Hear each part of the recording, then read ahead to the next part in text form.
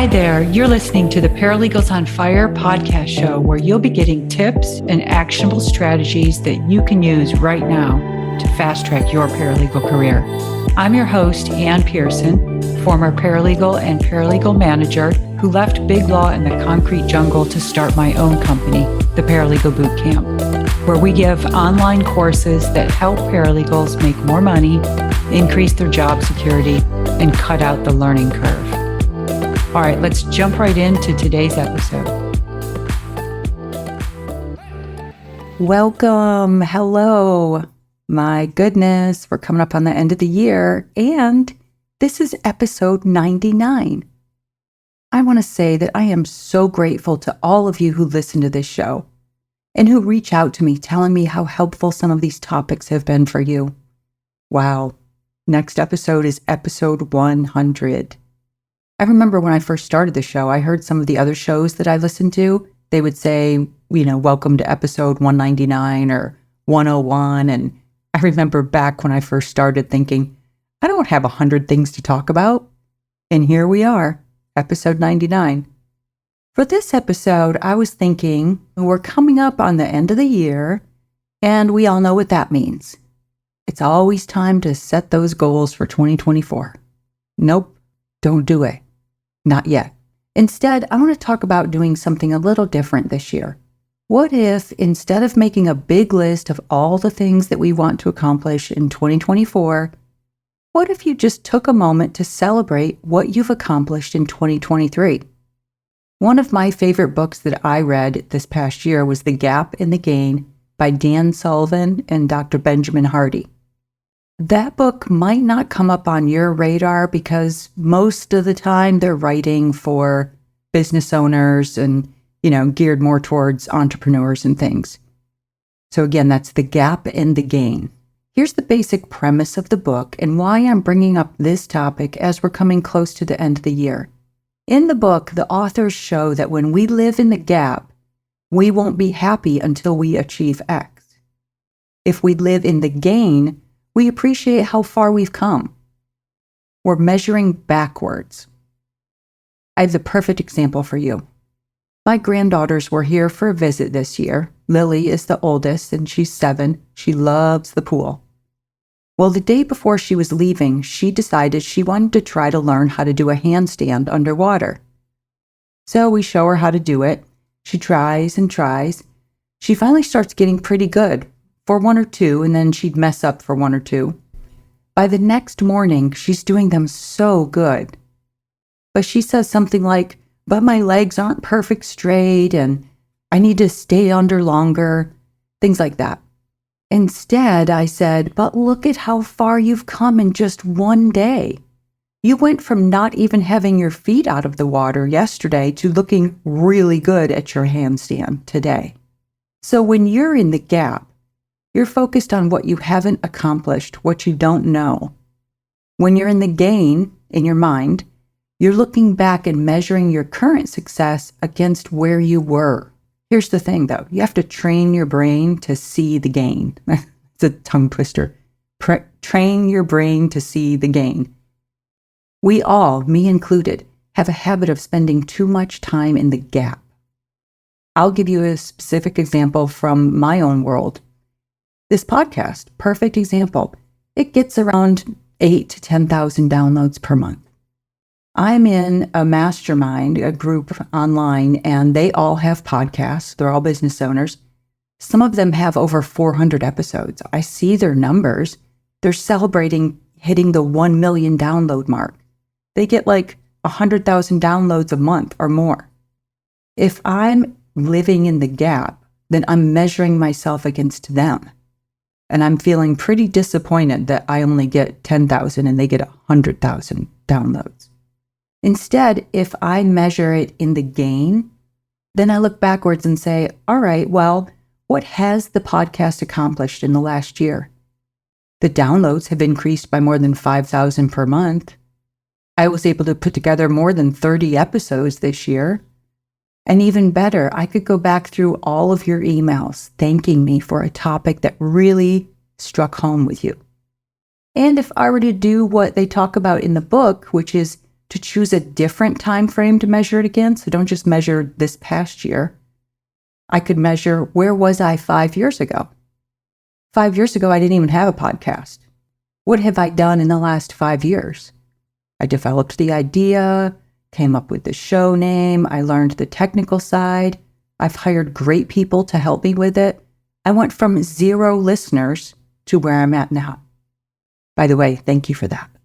Another way I could be in the gap is, and I'll use the podcast again as an example, before I read that book, I could easily say to myself, well, I only have 10,000 downloads per month, and according to the Bureau of Labor Statistics, there's something like 300,000 paralegals in the United States. I'm missing 290,000 people. Where are they? And that's just in the US. I know from emails I've received that some of you are in Australia, Canada, France, and the UK. So who knows how many of the 10,000 downloads aren't even in the US? What if it's 5,000? Then I'm missing 295,000 paralegals who could be listening to the show and aren't. Do you see where I'm going with this? If I look at how far I've come, then it's huge. That's what I want you to do at the end of this year. Write it down. Where were you 5 years ago? What have you gained in the last 5 years? What do you know now that you didn't know then? And it's not just the external stuff too, it's internal. Maybe 5 years ago you were starting your paralegal degree or a certificate program. What do you know now that you didn't know back then? Along with your paralegal certificate, you also had never worked at a law firm. You had no idea how a law firm even worked internally, or what went on inside the walls, right? Now you're drafting discovery requests, you're closing real estate deals, you're finding it easier to draft those billable time entries that you had no idea 5 years ago what a billable time entry even was. If you're the same person living in the gap, you'd be thinking about how, well, I'm in the 3rd year of my career and I'm looking at these senior paralegals in the firm and I wish I knew what they know. You'd be wishing that it was so easy for you like it is for them. You look at your goal list for next year and you get depressed when you realize there's so much that you still have to learn. And you'd wish you were making more money. That's going to be a whole other episode in 2024. But maybe you started at X, whatever that is. And now, after a couple of raises and bonuses, you're at Y.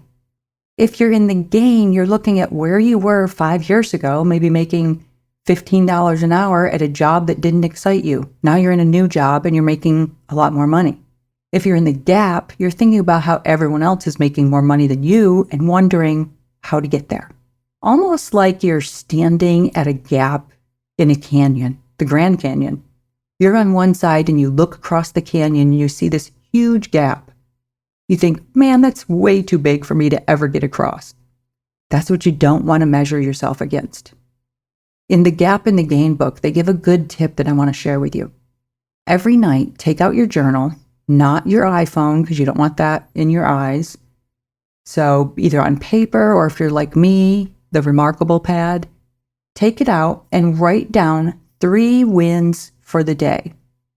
What 3 wins did you have for the day? And it doesn't have to be just work related. It could be a combination. For example, I was focused on work and had a productive day, which allowed me to leave at 5:30 to be able to attend my son's basketball game. It could be I drafted my first complaint, or I cleared out my inbox, whatever a win is for you. One other thing I want to add here, especially if you're a new paralegal or fairly new, it might be hard for you to initially find your daily 3 wins when it comes to work. Remember that your daily wins don't have to be work related, or it could be a simple thing like, I got through the day without messing anything up. But think about this. Have you ever moved to a new city and you didn't know where anything was? I remember in 2017 when I moved to the east coast of Florida from Atlanta, I had to Google Maps simple things like how to get to the nearest UPS store or grocery store. I didn't know my way around. Now I get in my car and drive to all those places without even thinking about it. And it didn't take me 6 years to get to that point. When you're struggling in your new career, it's the same thing. It feels like you're never going to get to the grocery store without the help of Google.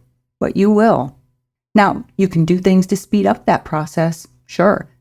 That's what the Paralegal Bootcamp is for. Well, at least if you're a litigation paralegal or personal injury paralegal.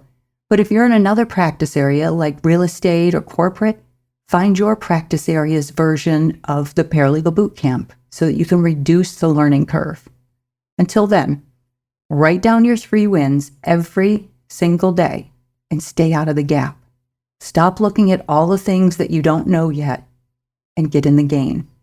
Appreciate how far you've come along already. What have you accomplished this year? Then if you want to take it a step further next year, take a look back every 90 days or every 6 months and ask yourself, what do I know now that I didn't know 90 days ago? Well, 90 days ago, maybe you didn't know how to manage an e-discovery project, but now you do. 90 days ago, you didn't know how to create a table of authorities, but now you do. Also, maybe consider putting on your to-do list to read the book, The Gap in the Game. You can learn a lot more about that concept by reading the book. Obviously, this was just my interpretation of it. All right, I'll see you in the next episode for episode 100. Don't want to miss it. All right, that's it for today's episode. Thank you so much for listening. If you enjoyed today's show, hit the subscribe button in whatever platform you're listening. And please take a quick minute and leave a review of the podcast and share this episode with just one colleague or friend who you think would benefit from what we discussed today. Share the knowledge and the entire paralegal profession elevates. See you next week. Bye for now.